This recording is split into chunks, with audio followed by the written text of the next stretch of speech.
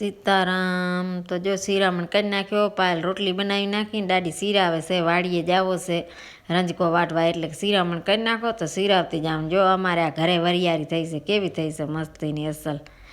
પછી ભોલો ઉઠ્યો તો એને ગોરી પીવા નથી, તો એ ચાય ને રોટલી ખાય છે રે, કે હું ચાય ને રોટલી ખાઈ લઉં ને, કે મેં તો ખાઈ લે કીધો. પછી બકાલો લઈ આવી ને ડુંગળીવાળો બકાલાવાળો આવ્યો છે, તે કીધું બકાલાવાળાને કીધું ભાઈ જરીક વિડીયો લઈને, કીધું લઈ લો ભાભી. તે બકાલાવાળાનો વિડીયો લીધો ને ફ્રૂટ લઈ આવીશું, અને ફુલાવર ને લીધો. બકાલો એવો જ આવે છે, વટાણા ને એવું બધું.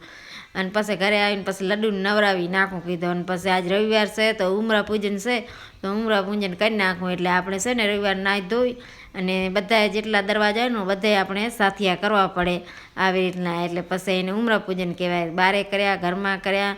અને પછી પાયલ કે મમ્મી શું બનાવો બપોરના? મેં કીધું આજે એમ કર કે વટાણાવાળા ખારી ભાત કરી નાખ અને દૂધીનું શાક કરી નાખ, કેમ કે ભોલો ખાશે ને દૂધીનું શાક, એટલે એના સારું વટાણાવાળા ભાત કર્યા.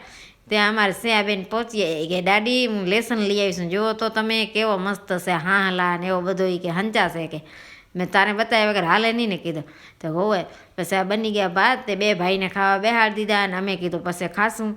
તે હજી તો ખાઈને ઊભા થયા હતા ને આરે નવરા થતા ત્યાં મહેમાન આવી ગયા. વળી પાયલને કીધું કે પાયલ મહેમાન આવી ગયા છે, વળી ખાવાનું બનાવ ઝપાટે. તો દાદી પછી મદદ કરવા આવ્યા. દાદી કે લેતર હું થોડીક મદદ કરાવું, કે પાયલને કે તે બનાવી નાખ્યા. પછી મરચાં ને ભૂંગળા તરી નાખ્યા, અને પછી ખારી ભાત ને શાક ને રોટલી હજી એને દઈને નવરા થયા હતા. તે અમારી બેન નહીં પહોંચ્યા, અહીંયા બોલામણો છે. તે પછી વળી મારી બેન નહીં આવે, વળી અહીંયા સારું ચાય કરીએ. તે આખો દી હમણાં તો મહેમાન આવે છે, તે મોજે મોજ છે રોજે રોજ.